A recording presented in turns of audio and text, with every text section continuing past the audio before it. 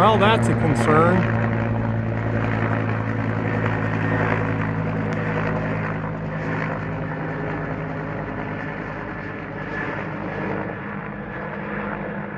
That helicopter's dragging a water bag.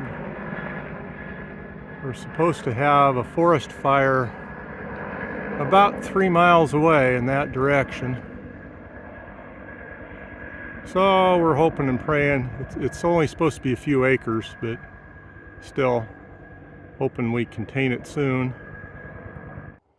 We're starting to get windfall apples and pears that I'm picking up. We got an apple pressing party down the hill at our neighbors on Saturday, a couple days from now. So I'll just haul those down there and they can join the party. Got our first table grapes coming in, and cucumbers. Cucumbers have slowed down a little bit, but we're also picking them a lot smaller so it doesn't look like as much. And we started eating corn in the last couple of days. Nummy nummy. We've had a couple of tomatoes. They're still not doing well. They're still getting kind of mowed off on the ends a little bit. I scared out. I happened to look out last night about 10 o'clock. Occasionally I'll come out with the flashlight from the deck and shine it out here. I got some high beam reflections looking back at me. Looked like a mom and a fawn. And I hollered at them and they left. And I don't think they did too much damage last night, but be interested to see what the game cam. I have the game cam down in the corner behind that tree down there on a fence post, so it may be picking up a little nighttime activity. Here we are 2 days after our last check-in, and we still got these two little guys trying to fly. And I'm thinking Mom must have checked out somewhere, said, "Ha, I'm off to a island vacation or time on the beach or something," or maybe Mom got done in. But they're still hanging out here, not thinking they want to fly. We want to be land animals, not birds.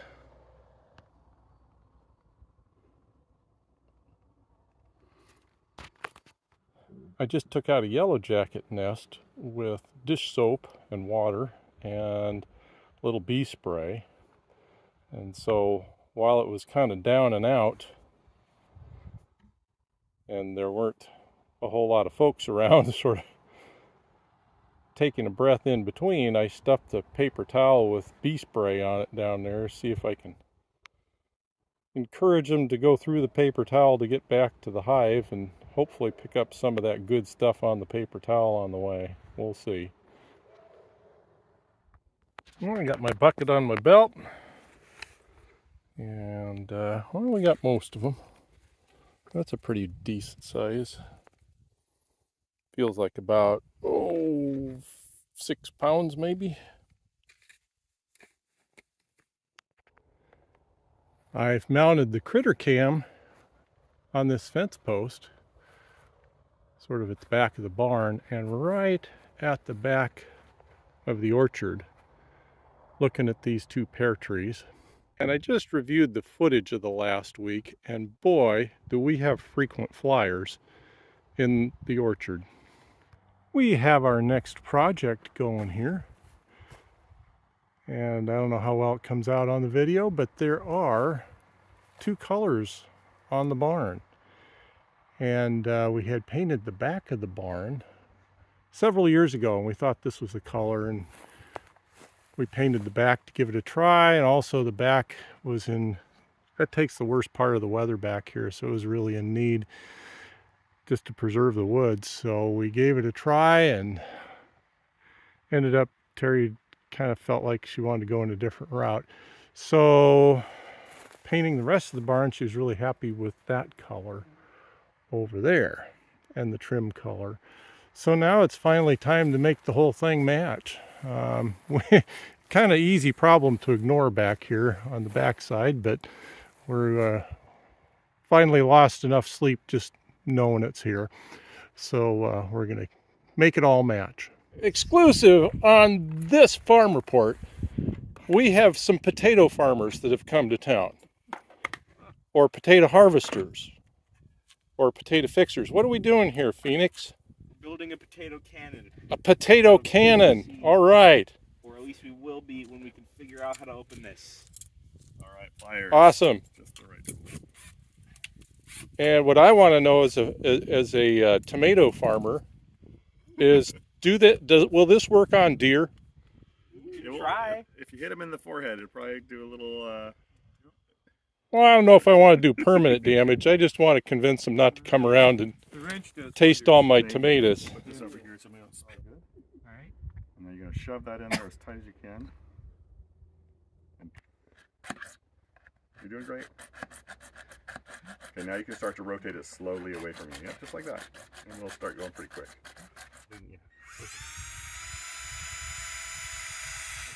Okay. Now I shouldn't look down the barrel. you can drop It's it. a little out of. It's okay till the lighter's in there. Okay, hold this. Alright. There's lots and lots and lots and lots and lots. And keep going and keep going and keep going and keep going and keep going and keep going and keep going. Now cap it. All right. In theory, we should be ready to go. Please don't die. All right. Here we go. 3, Test 2, fire number 1. 1.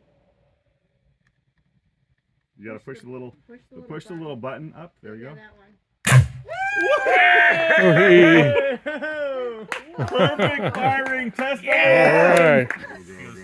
Go. And cap. Good. It's fine. That's perfect. And just screw it on. It stays longer than you think. All right. Now. 3, 2, 1. Whoa. That's probably good. Nice. All right. And put it against the ground so you don't break your shoulder. Yeah, that'd probably be a good idea. Bazooka. Hold on. Are you getting this, Larry? All right. Ready? 3, 2, 1. Oh, not quite enough hairspray, I think. Kenny, that was a dud. Not quite enough hairspray, I think. I think it. 3, 2, 1. Whoa! Oh, it didn't even go out. It misfired? Don't put your hand in front of it. It's right here. All right. Okay, ready. There we go! Oh. Lesson is what? Right here. Can you? Got it? There we go. Okay. Stick it in there. All right, there you go. All right. Give this a shot.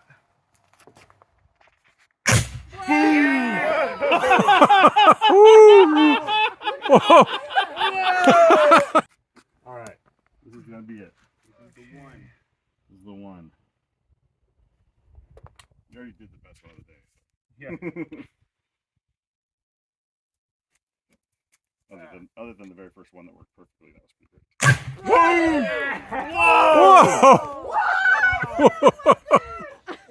Wow!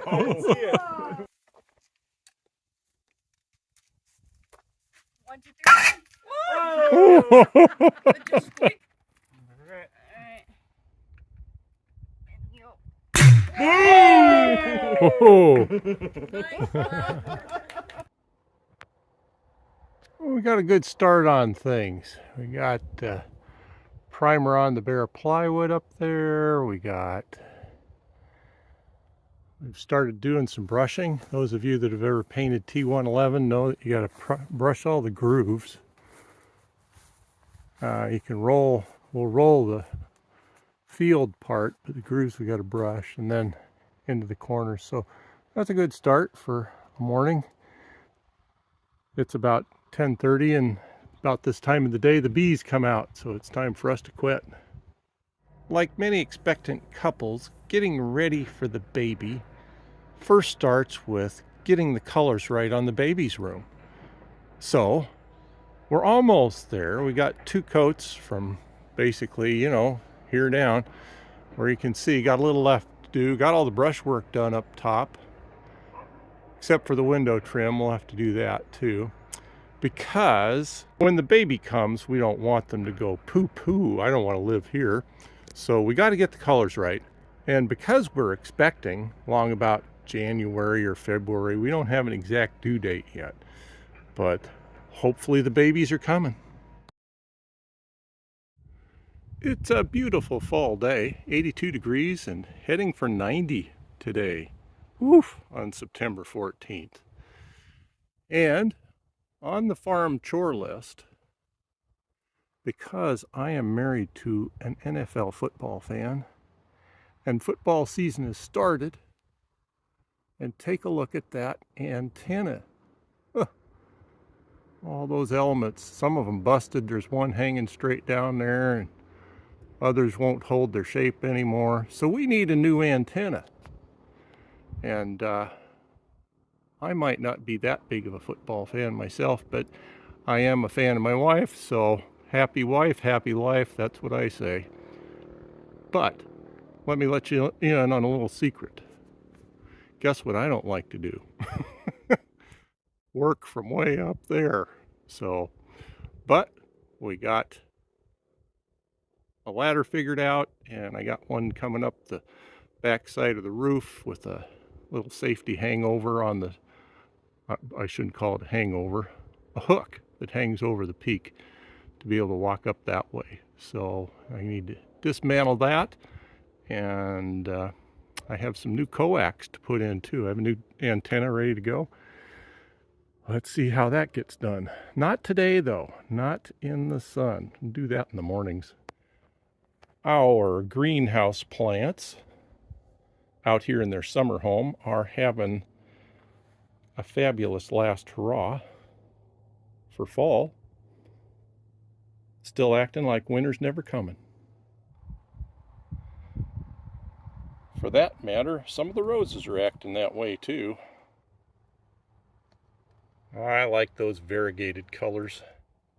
Down by the garage, we had agonized a year or two ago whether to take out that overgrown, getting kind of ugly heather bush. And we decided to, and put in the lava rock and the rose garden here. I think we traded up. What do you think? I think this is looking pretty nice. Gosh, just look at that. Fabulous. Here's to Grandpa. Here's to Grandpa. All right. Happy birthday, Dad. He'd have been 98.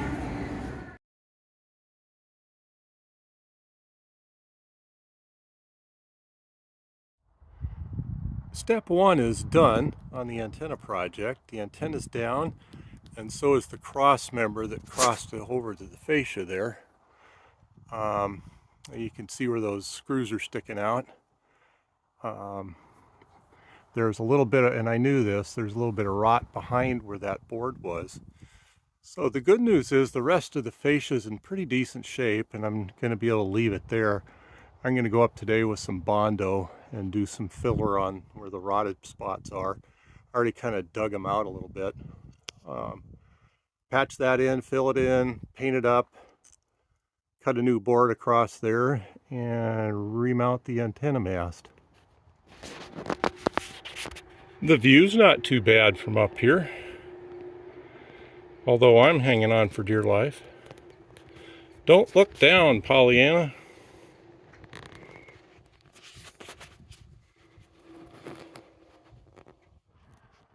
I'm doing a little test run on our new antenna, which is quite a bit smaller than the old antenna, maybe half the length, but way more complicated in the UHF section. And so far I'd say it does every bit as good as the old antenna before the old antenna was getting all busted up. So next step, put it up on the roof. Up on the roof. We're in the Redneck Garage today, and Terry came out to go on an errand this morning, and the car wouldn't start. The battery was pooped. Now, it turns out, well, golly, the battery's missing. I took it out because we're swapping her out. Looks like this could use a little loving down here, huh? And maybe those contacts would like to see a wire brush. What do you think? Brush those up before I put the new one in.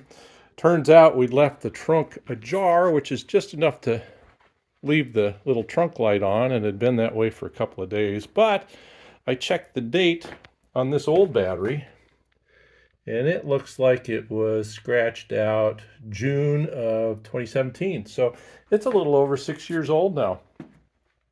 And even though I could charge the car back up and probably get another year out of that battery, I'm thinking we're going to be heading to Denver here in about 5 or 6 weeks and into colder territory. And running it down that far probably weakened it on its last leg. So time for a new replacement. After a paint scraper and a wire brush, I'm not going to say that's factory fresh, but at least we got down to the bottom layer of all that buildup. With the battery pan cleaned up, now we can tighten down the little mounting clamp for the battery.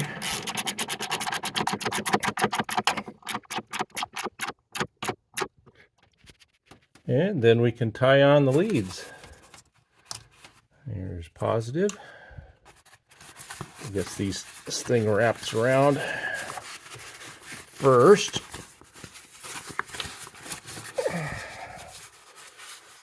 Not sure exactly what that thing does, but get in the way. Does that quite nicely. In fact, I think it's being pinched in there right now. Got both of the battery wires reconnected. And now we got to put this back in there. This Do Johnny. That is the official YouTube name for it. It's a Do Johnny. You look it up in the YouTube mechanic manual and you'll find Do Johnny.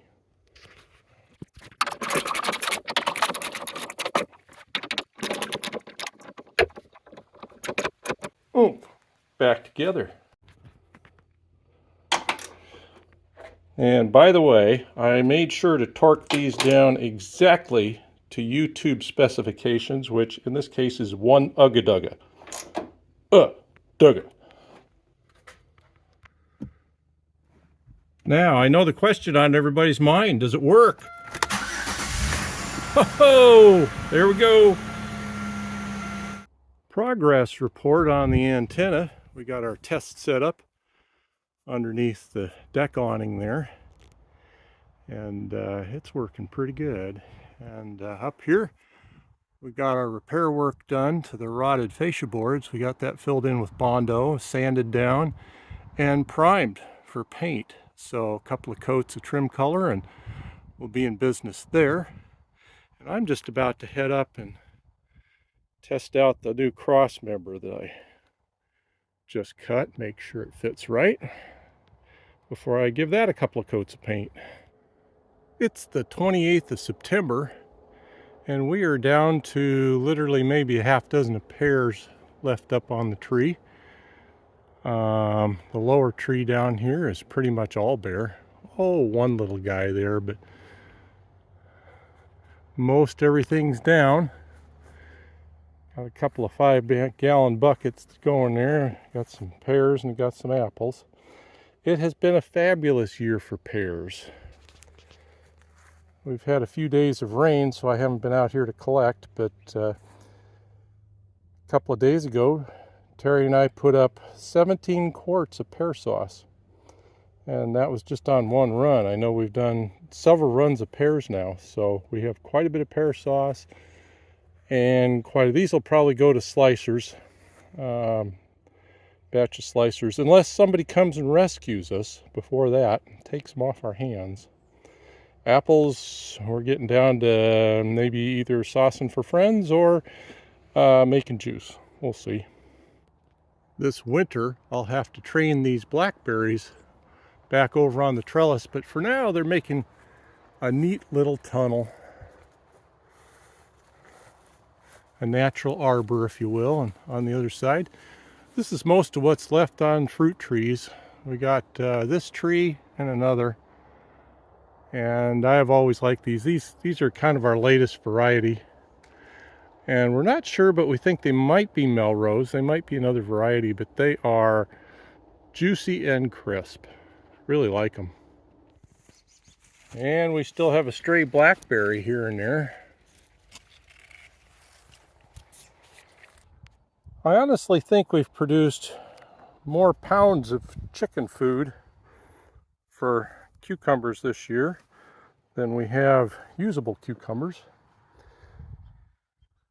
And that's because, boy, if you happen to miss one when they're about this size, a day or two later, they're about that size.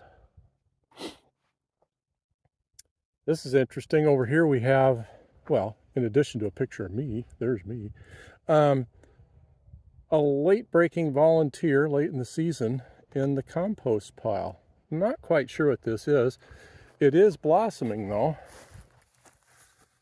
but I have so far not seen any fruit setting on there, so we'll see. I would imagine with the rain in the last few days, it wasn't going to be apt to set, but it's a little bit sunny today, supposed to be rainy tomorrow, and then sunny for a week. So we'll see what happens. I'm guessing zucchini, but could be pumpkin, you never know. We are definitely in the middle of grape season. I wish I could send you all a scratch and sniff video of how beautiful it smells in here. Just gorgeous, especially these Concords over here. It's just like you're wading through a puddle of Welch's grape juice or something. It smells so good. So we got a little bit of fall going on here, which is nice. And Terry's got this all decked out in the flower planters.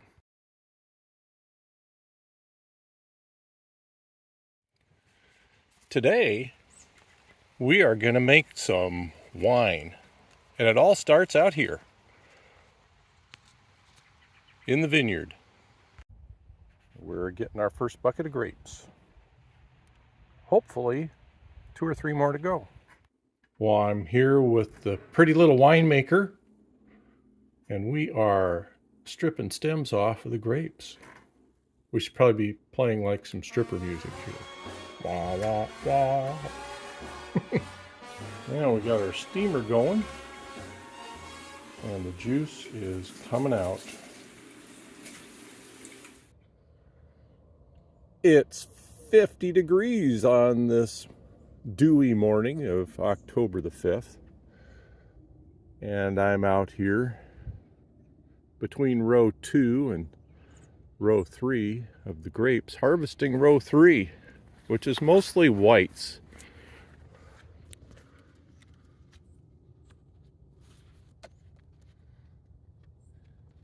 And I'm on almost filling up bucket 2 of a 4-bucket journey. Patience, my Concords. There'll be another day for you. Boy, there may be another 2 or 3 days for you. There are a lot of Concord grapes. They do a good job. And you could be asking, why did I pick a dewy morning instead of a nice dry afternoon? And, well, I'm beginning to wonder that same thing myself. But today is wine day. And in the words of John Wayne, we are burning daylight, so we got to get going. Slap some bacon on a biscuit and let's go. We're burning daylight. Burning daylight? All I see is stars. You can see a lot more if you get a move on. We've got 2 buckets in, and we'll take these 2 in. Let's go visit the little old winemaker. Boy, is that dating myself. How many of you remember the little old winemaker? Who takes the time to blend your favorite wine, my friend? That little old winemaker, me. Who says you never can miss with Italian Swiss? That little old winemaker, me.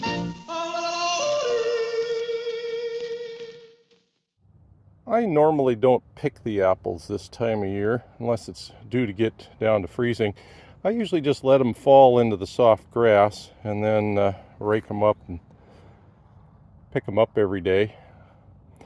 The downside of doing that, of course, is overnight somebody comes in and does some sampling. And I'm suspecting that we'll get plenty of sampling footage on the critter cam. Now, what's the upside of letting them fall? Well, I figure they get as sweet as they can on the tree until the tree wants to push them off. And then we have apples that are as sweet as possible.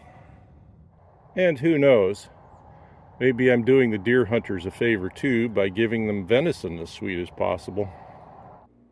Here's our grapes. They're ready to be stripped this morning.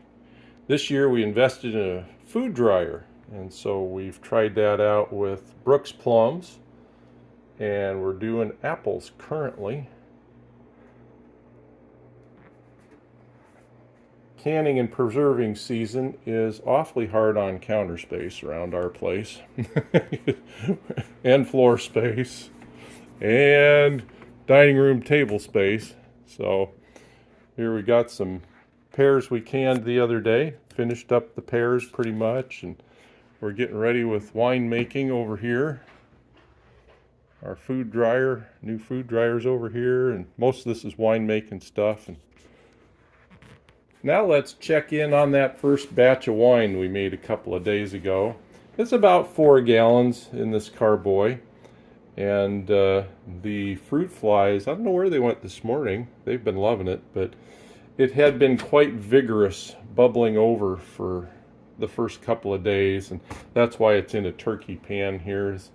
But that phase kind of has settled down. In fact, you can kind of even see inside leftover foam on the inside.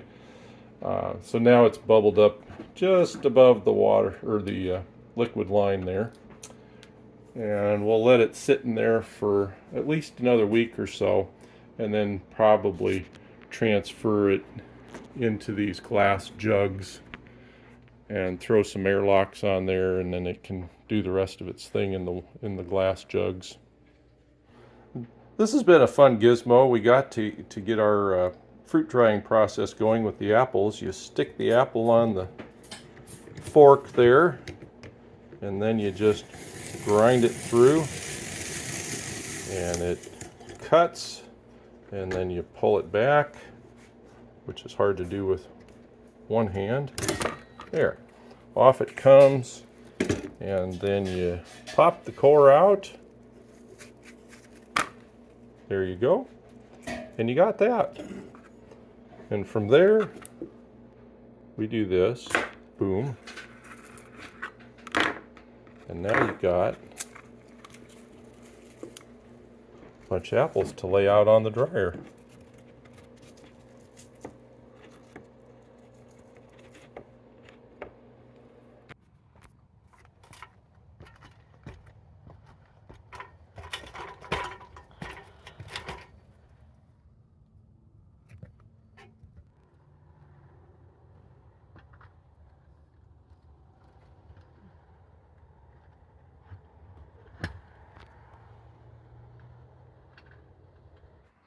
Well, it looks done, doesn't it? Almost. Almost. But, as luck would have it, we knew I was short a card in the deck, or in this case, a nut in the nest. I mounted it up there, missing a nut. So I got to go back up, put the nut on, tighten it up, and I ought to be good. Okay, it's up there and wired in. The antenna wire's hooked up, and the rotor wire's hooked up, the rotor's working, and the TV is rescanning for stations as we speak, so we'll see how it does. Okay, the little old wine maker lady is steaming juice away. These were white grapes, so it's making pretty white juice. And this is coming in on our 3rd gallon. We got 2 sitting here cooling. We got our apples drying over here. You can hear them humming away. By the way, in terms of this summer produce, it was pretty good. We got a batch of pear slices, somewhere in the vicinity of 30 quarts. We got pickles going up there. I think those are leftover pickled beans somebody made for us last year. And we got peaches going over here. plus all our juice downstairs and our pear sauce and applesauce and all that stuff.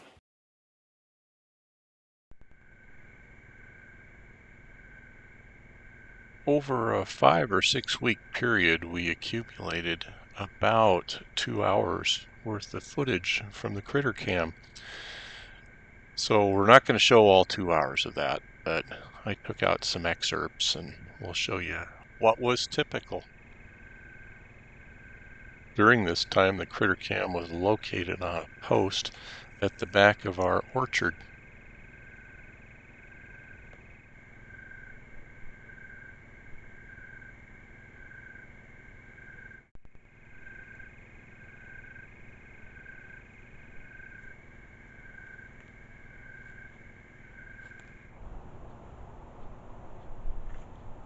Daily apple collection.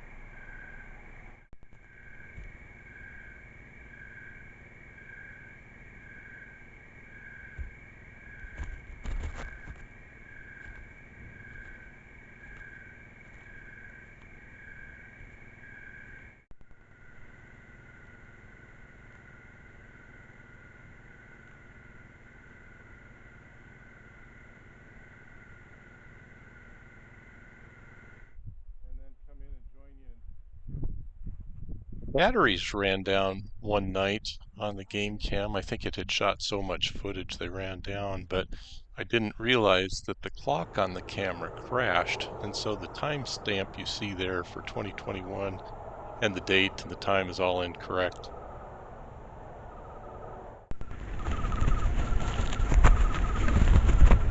Get out of here. Go. Go. Get out of here.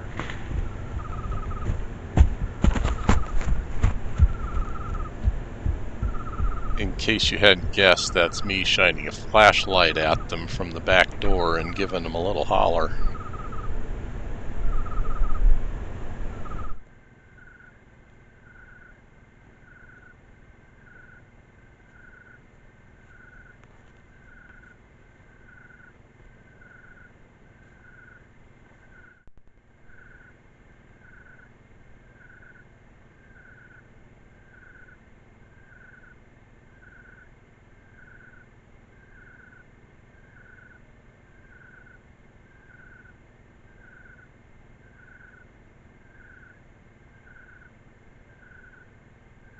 We hope you enjoyed the farm report. That's it for this time. We'll see you next time.